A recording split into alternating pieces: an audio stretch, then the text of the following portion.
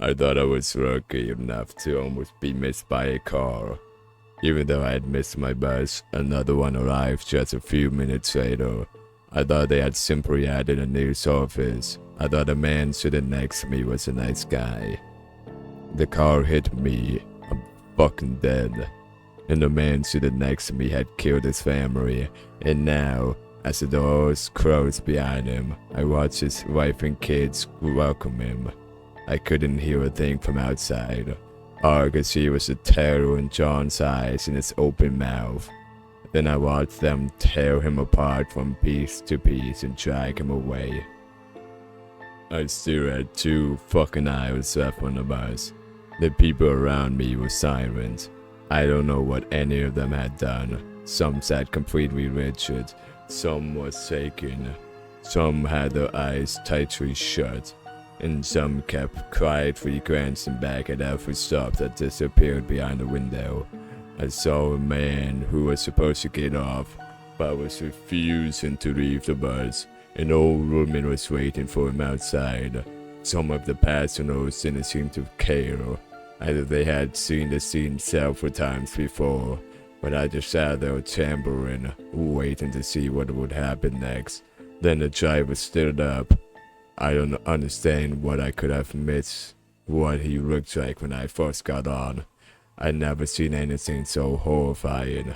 What they had done to John was terrifying, but the sight of that driver, the sight of whatever vaguely resembled a face, completely paralyzed me with fear. I started screaming. I screamed so loudly that I felt my vocal cords tear. The man had refused to get off and went even paler and started screaming too. I watched as the driver grabbed him by his throat and threw him outside. The wet stain trailed behind the man. He had wet himself in fear. He thrashed around, he cried, he begged, he screamed, but it did him no good.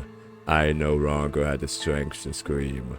The woman sitting next to me burst into tears. Her sobbing was the only sound echoing through the bus. Then I understood. There was no way back. There was no way to get off. There was absolutely nothing I could do to redeem myself. We continued through this wrong stop after stop, with more and more people getting off along the way, until we reached one where nobody was. But a woman got on, a beautiful blonde woman with blue eyes. Her perfume overpowered the smell of urine and piss and shit. Her presence eased the feel of utter hopelessness that settled over me, if only just a little bit. I don't know if this was how John felt when I sat next to him, but I was grateful that I wasn't sitting alone anymore. But I could say anything. The woman looked at me with a friendly smile. Hi, I'm Amy. Sorry if I'm bothering you.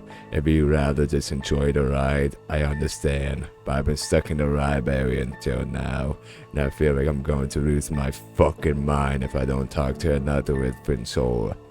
It was so absurd that I laughed. I laughed so hard that tears started rolling down my face.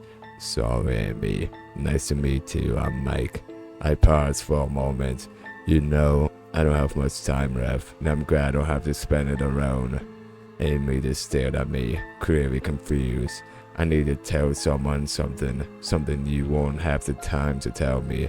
Amy smiled, slightly amused. She probably thought I was some kind of lunatic, even though she remained polite. So, Mike, you can tell me whatever you need to. You see, a few years ago, I was seeing a girl. It was back when we were still in school. She was completely crazy about me, but I was only with her because I wanted to have some fun. I noticed Amy frowned slightly, and I smiled as she simply gestured for me to continue. One day, she told me she was pregnant, and I wanted her to get an abortion. I knew it was fucking wrong. I knew my parents would force me to take responsibility for her and the baby. I came from a family where the rules were completely strict. Amy frowned even more, but she refused, and my whole world came crashing down. The lines on Amy's forehead grew deeper and deeper, but she kept listening without interrupting me. I begged her, I prayed with her, I cried, I screamed.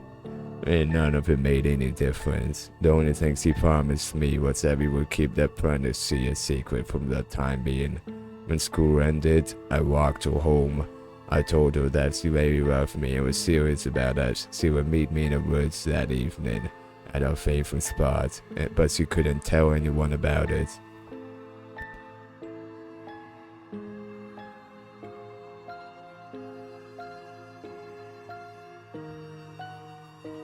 I told her I wanted to talk everything through in peace, that I wanted to plan our life together as a family.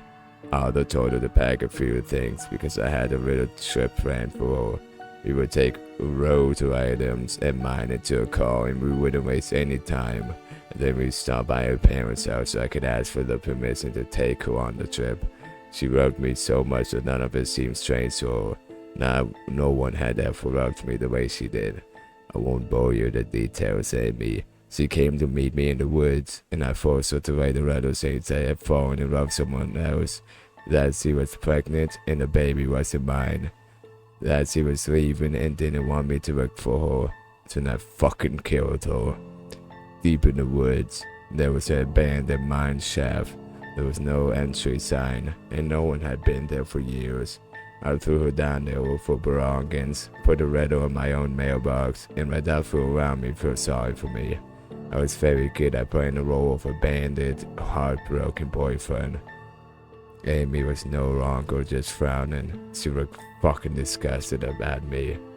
You know what, Maggie? That isn't even funny as a joke. It's sick. And if you think it's funny, you should seriously get help. I just smiled at her with a smile for a moment. Then I said, you know, Amy, I tell you something my friend John told me. I paused. I'm sorry we couldn't talk longer. I would have liked to find out who was waiting for you. Amy stared at me in confession. What do you mean? I gave her a sad smile. Death isn't the worst thing that happened to us. I looked towards the bus doors. Now it's time to pay. I looked outside. She was already waiting for me. Pale. The eyes that had once been filled with love now reflected nothing but hatred. She stood there, one hand resting on her pregnant belly, staring at the bus doors as if hypnotized, looking at me, waiting.